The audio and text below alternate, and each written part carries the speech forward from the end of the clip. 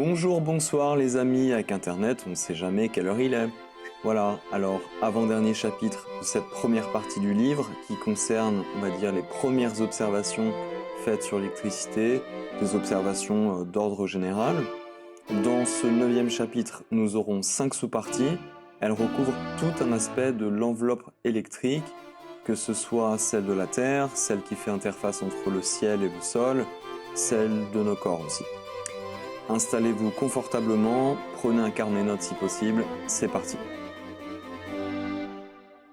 Ce chapitre s'appelle l'enveloppe électrique de la Terre.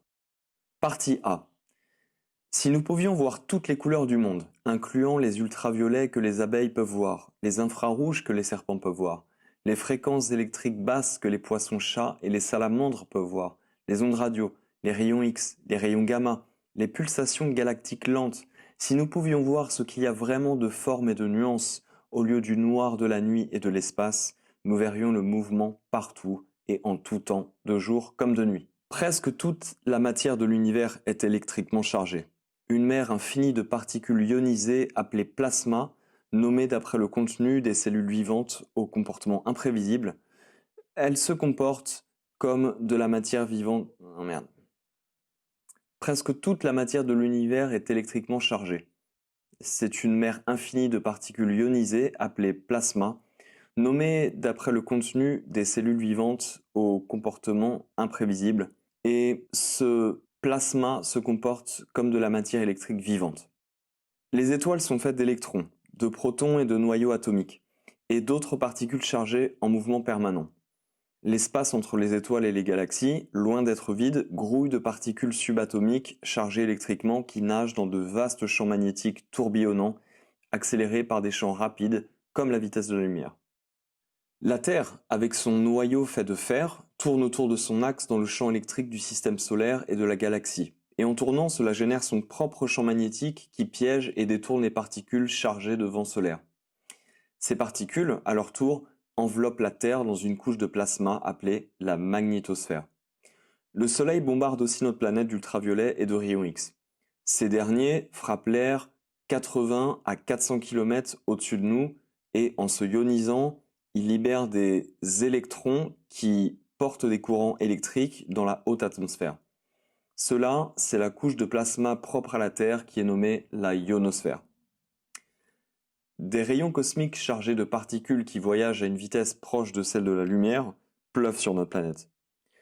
De concert avec des radiations d'uranium et d'autres substances radioactives venant de la roche et des sols, ils fournissent de petits ions que portent les courants électriques qui nous encerclent au niveau des couches basses de l'atmosphère. Tout cela, c'est l'environnement électromagnétique naturel dans lequel nous eûmes évolué. Nous évoluons constamment dans un champ électrique vertical, avoisinant les 130 volts par mètre. Lors d'une météo clémente, le sol sous nos pieds possède une charge négative, et la ionosphère au-dessus de nous possède une charge positive. La différence de potentiel entre le sol et le ciel est d'environ 300 000 volts. Le rappel le plus extraordinaire qui nous fait rendre compte que l'électricité vagabonde toujours autour de nous est le tonnerre. Environ 100 éclairs, chacun délivrant 1 trillion de watts d'énergie, frappent la Terre chaque seconde. Durant un orage, l'air peut avoisiner une tension électrique de 4000 volts par mètre. Nous générons tous un champ électrique. Nos pieds marchent sur un sol négatif et nos têtes pointent vers un ciel positif. Nous sommes verticalement polarisés. Chaque être fait partie de ce circuit global, au travers de circuits électriques complexes se propageant dans nos corps, entre la terre et le ciel, entre le sol et le soleil. Il s'agit du grand yin, il s'agit du grand yang, les mêmes que ceux décrits dans le grand classique de l'Empereur jaune. Ils sont les sources d'énergie pour la vie. Nous faisons tous partie d'une Terre vivante, et la Terre est un membre d'un système solaire vivant, lui-même rattaché à un univers vivant. Le jeu d'électricité au travers de la galaxie, les rythmes magnétiques des planètes, le cycle de 11 années des taches solaires, les fluctuations du vent solaire, les tempêtes et éclairs au-dessus de nous, les courants biologiques dans nos corps, tout est interdépendant. Nous sommes tels de petites cellules dans le corps de l'univers. Des événements de l'autre côté de la galaxie affectent la vie ici et sur Terre. Et ce n'est peut-être pas tant tiré par les cheveux que de dire que n'importe quel changement drastique de la vie sur Terre aura une petite mais observable conséquence sur le Soleil et les étoiles. Partie B. Quand la City et le chemin de fer de Londres Sud commencèrent à opérer en 1890, cela interféra avec de fragiles instruments de l'Observatoire royal de Greenwich à 7 km de distance.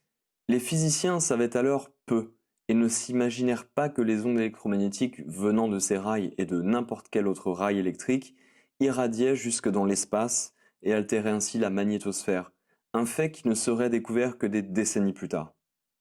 Pour comprendre l'importance que la magnétosphère a sur la vie, retournons d'abord à l'histoire de la foudre. La maison dans laquelle nous vivons, qui est la biosphère, qui comprend un espace d'une hauteur d'environ 89 km, est remplie d'air qui enroule la Terre et qui est comme une cavité résonante qui sonne comme un gong à chaque fois qu'un éclair frappe. En plus de maintenir le champ électrique statique à 130 volts par mètre dans lequel nous nous tenons tous debout et dans lequel nous marchons tous, dans lesquels les oiseaux volent, la foudre règle la biosphère en sonnant à des tons de fréquence basse, c'est-à-dire 8 battements par seconde, 14, 26, etc. On pourrait aussi dire 8 Hz, 14 Hz, etc. Ces tons sont nommés d'après Winfried Schumann, un physicien allemand qui prédit leur existence et qui, avec son étudiant Herbert König, prouva leur présence constante dans l'atmosphère en 1953. Il se produit donc que dans un état de relaxation, notre cerveau se branche sur ces fréquences précises.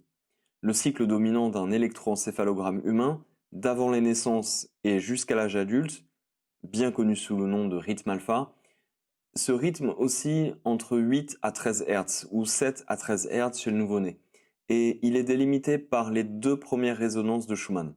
Le rythme θ, quant à lui, est plus proéminent chez les jeunes enfants et les adultes lors de méditation. Ces mêmes fréquences alpha et θ, avec très peu de variations, sont pulsées aussi chez tous les animaux. Dans un état de relaxation, les chiens montrent un rythme alpha identique au nôtre de 8 à 12 Hz. Les lapins, les cochons d'Inde, les chèvres, les vaches, les grenouilles, oiseaux et reptiles, presque tous ont les mêmes fréquences. L'étudiant de Schumann, Herbert König, fut tant impressionné des ressemblances que ces ondes atmosphériques provoquaient au niveau des oscillations électriques du cerveau qu'il conduisit une série d'expérimentations qui eurent des répercussions importantes. Il écrivit que la première résonance de Schumann est complètement identique au rythme alpha. La première résonance de Schumann apparaît dans le cadre d'une météo clémente, nota-t-il, dans des conditions calmes et équilibrées, tout comme le rythme alpha s'instaure dans le cerveau quand il est calme et détendu. Le rythme delta, en revanche, consiste en de plus grandes et irrégulières ondes d'environ 3 Hz et qui se manifestent dans des conditions météo instables et dans le cerveau lors d'états un peu dérangés ou malades, comme lors de maux de tête, de conditions spastiques, c'est-à-dire des spasmes, quand on a des tumeurs, etc. Dans une expérience impliquant presque 5000 personnes lors d'une exposition à Munich en 1953, Koenig fut en mesure de prouver que ces types d'ondes instables, lorsqu'elles sont présentes dans l'atmosphère, ralentissent de manière significative le temps de réaction chez les humains, alors que les ondes de Schumann de 8 Hz montrèrent l'inverse. Il répéta cette expérience en laboratoire et fit les mêmes observations. Il remarque aussi que lors des expositions aux ondes de 3 Hz, les sujets se plaignent de maux de tête, de fatigue, de pression thoracique et de transpiration des paumes des mains. En 1965, un scientifique du nom de James Hammer trouva les mêmes résultats que Herbert König. La foudre a encore plus de choses à nous dire. Grâce à une radio de très basse fréquence, on peut entendre une multitude de sifflements ou encore une sorte de ruissellement particulier qui peuvent d'ailleurs provenir d'éclairs se produisant à des milliers de kilomètres de distance de la radio qui enregistre. Il y a aussi des sons qui ressemblent à des oiseaux qui gazouillent, d'autres types de sifflements, stables ou instables, qui sont surtout audibles à des latitudes hautes. Ces sons correspondent aux lentes pulsations du champ magnétique terrestre. Petit aparté, si vous voulez savoir à quoi ça ressemble, faites une recherche sur YouTube, vous tapez VLF Radio pour Very Low Frequency. Vous pouvez aussi taper Spherix, Twix, ça s'écrit S-F-E-R-I-C-S pour Spherix, et Twix c'est T-W-E-A-K-S. Voilà, il y a des enregistrements qui sont faits par des individus sur YouTube et vous pourrez avoir une idée à quoi ça ressemble. Reprenons la lecture. Notre système nerveux baigne dans une symphonie de très basses fréquences.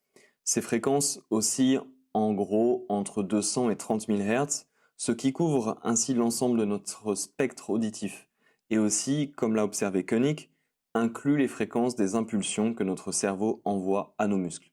L'effet des très basses fréquences sur notre bien-être a été montré de manière retentissante par Reinhold Reiter en 1954, quand il compila les résultats d'un nombre d'études de population en Allemagne, incluant près d'1 million de personnes.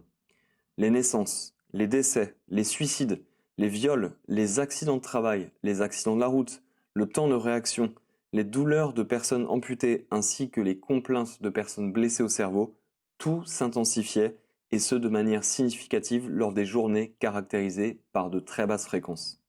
Une autre expérience intéressante est celle de Rutger Wever, faite à l'Institut Max Planck en 1967. Il fit donc construire 2 chambres d'isolation souterraine. Elles furent précautionneusement protégées de la lumière et du son, et l'une d'elles était protégée des champs électromagnétiques. Pendant 2 décennies, des centaines de personnes eurent leur cycle de sommeil, leur température corporelle ainsi que d'autres rythmes internes surveillés, alors qu'ils vécurent dans l'une ou l'autre de ces 2 chambres particulières, généralement sur une période d'1 mois. Wever trouva que même sans variation de lumière, sans réveil ou repère de temps, le cycle de sommeil du corps et les rythmes internes restèrent proches d'un cycle de 24 heures tant que les champs électromagnétiques terrestres étaient présents. Cependant, dès lors qu'ils étaient exclus, les rythmes du corps se prolongèrent et se désynchronisèrent des uns des autres. La moyenne du cycle de sommeil était alors de 25 heures, et dans certains cas aussi court que 12 heures et d'autres aussi long que 65 heures. Des variations de la température du corps, les excrétions de potassium, la rapidité des processus mentaux et d'autres rythmes dévièrent à leur propre rythme, séparés de tous les autres, ne correspondant plus au cycle veille-sommeil. Mais aussitôt qu'un signal de 10 Hz était introduit dans la chambre blindée, ce qui est proche de la première résonance de Schumann, tous les rythmes du corps se resynchronisèrent sur un rythme de 24 heures. Partie C. La vie, résidant entre les cieux et la terre, peut se comprendre en 2 polarités. Comme nous le verrons dans le chapitre suivant, la distribution de la charge électrique dans les êtres vivants a été mesurée et cartographiée au niveau externe. Chez les plantes, cela a été réalisé par le professeur d'anatomie Arnold Saxtonburg à l'université de Yale. Chez les animaux, cela a été réalisé par le chirurgien orthopédique Robert Baker à l'université de New York. Les zones de grande charge positive chez les animaux sont le centre de la tête, le cœur et la partie basse de l'abdomen. Et chez les arbres, c'est au niveau de la cime. Les zones de voltage négatif chez les arbres sont au niveau des racines et chez les animaux au niveau des 4 pattes et le bout de la queue. En fait, il s'agit des endroits où le circuit électrique global entre et sort par le corps, lors de son chemin entre la terre et le ciel.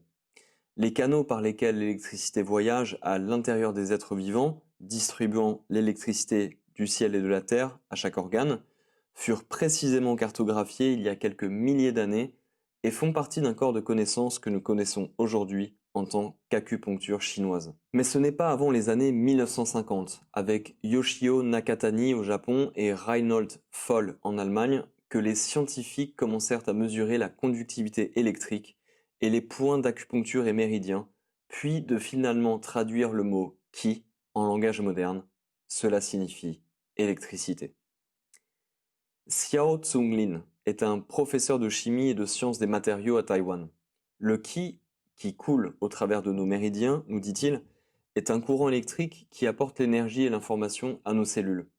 Un courant dont la source est interne et externe. Chaque point d'acupuncture possède une double fonction.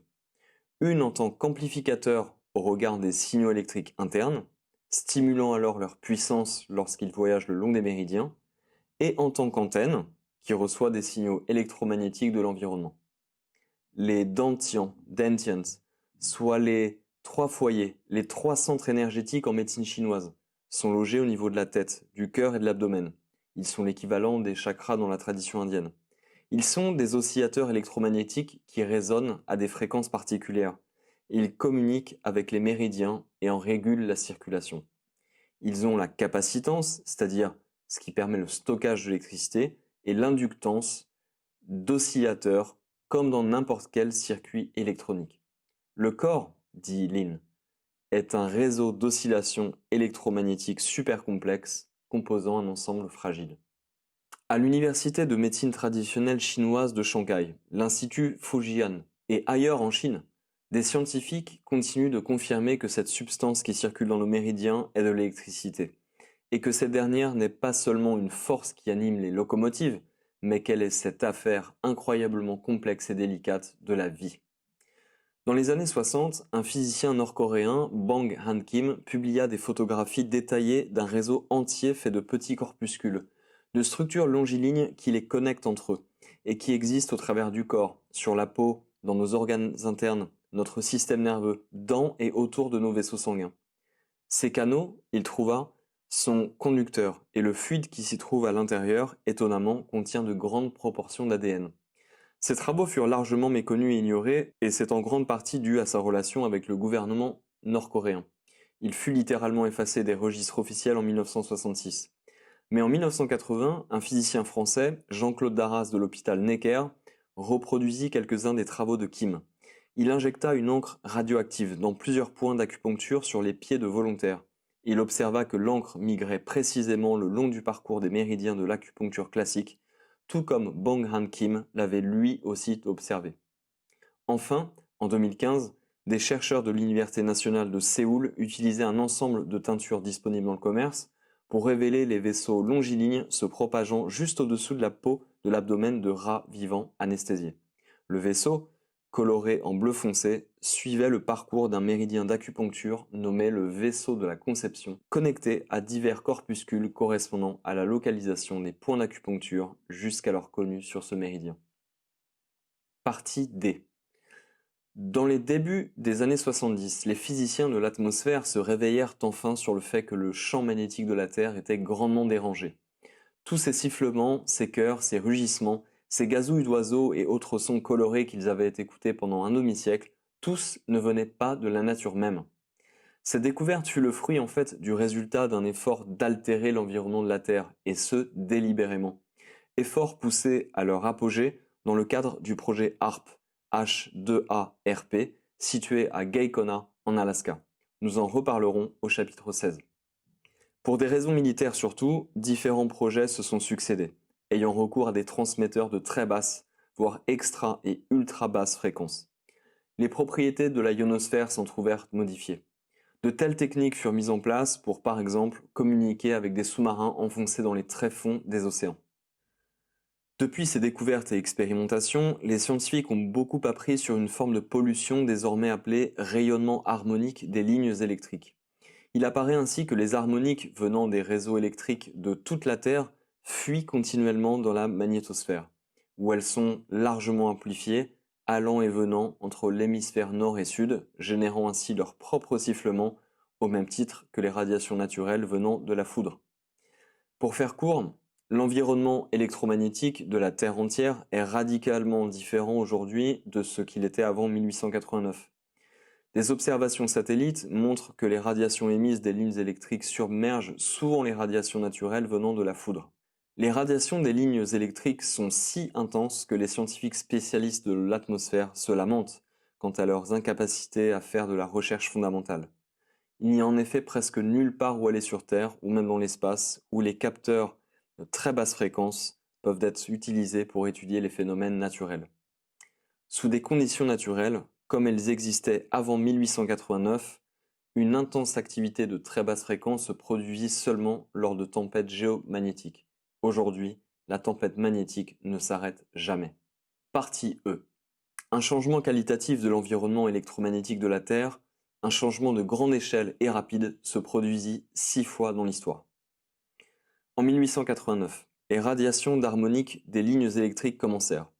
Depuis cette année-là, le champ magnétique de la Terre porta l'empreinte des fréquences des lignes de courant et de ses harmoniques.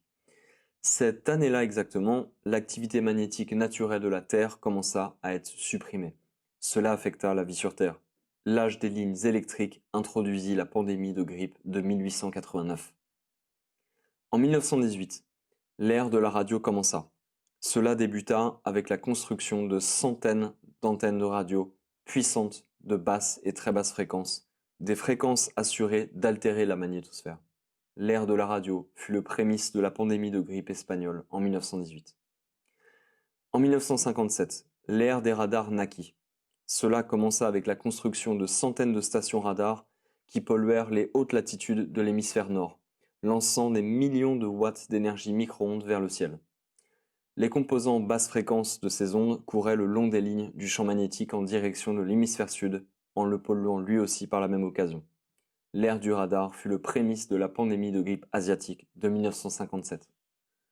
En 1968, l'ère des satellites naquit. Cela débuta avec la propulsion d'une flotte d'une douzaine de satellites dont la puissance d'émission était relativement faible. Mais puisqu'ils étaient déjà logés dans la magnétosphère, ils eurent déjà un effet conséquent de par leur présence même, au même titre que les radiations émises depuis le sol de la Terre. L'ère des satellites fut le prémisse de la pandémie de la grippe de Hong Kong de 1968. Les deux autres grands marqueurs technologiques que sont le commencement de l'ère du sans-fil et l'activation du réseau du programme de recherche d'activité aurorale haute fréquence, en anglais c'est le projet HARP, ces deux grands autres marqueurs technologiques appartiennent à des temps récents et seront discutés ultérieurement.